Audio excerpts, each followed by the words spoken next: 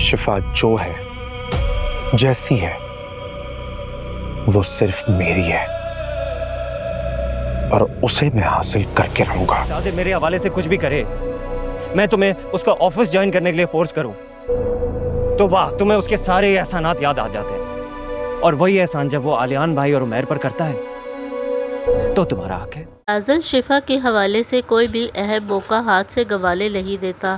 तो जब भी पता चलता है कि शिफा की जिंदगी का कोई अहम दिन आ रहा है, फौरन ही शिफा के लिए सरप्राइज प्लान करना शुरू कर देता है कि हर दफ़ा शिफा को यही लगता है कि उसके लिए ये सारे सरप्राइज बस प्लान कर रहा है, लेकिन बस खुद तो कुछ कर नहीं सकता। और जब काजल उसकी फौरन से पैसों से हेल्प कर देता है तो बाज भी उसके सामने खामोश हो जाता है। बाज की हर दफ़ा शिफा के सामने यही होती है कि वो अपने दोस्त शाज़ल को कभी भी नाराज़ नहीं कर सकता।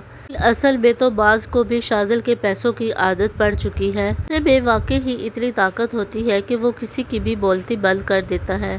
पर राबील अभी भी बाज नहीं आ रही। वो अब अपने शोहर से कहेगी कि वो शिफा के शोहर से जाकर बात करे। लगता है कि शिफा के शोहर को कुछ भी मालूम नहीं है।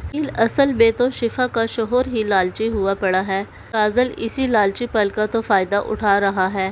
काजल की वजह से अब शिफा और बाज के दरमियान भी लड़ाइयाँ होना शुरू हो जाएगी। बाज अब शिफा से यही कहेगा कि शाज़ल अगर मुझे पैसे देता है, मेरे लिए कुछ भी करता है, तुम्हें उसकी बात बुरी लग जाती है, लेकिन जब वही पैसा वो अरे भाई और भतीजे के लिए देता है तो फिर तुम्हें अच्छा लगता है। शिफा ने तो अपने भाई और भाभी को भी समझाने की कोशिश की थी कि वो शाज़ल का किसी भी तरह का एहसान ना ले। शिफा की बात कोई भी समझने के लिए तैयार नहीं कि हकीकत तो यही है कि शाज़ल पैसों की वजह से शिफा के सब रिश्तों को खरीद चुका है।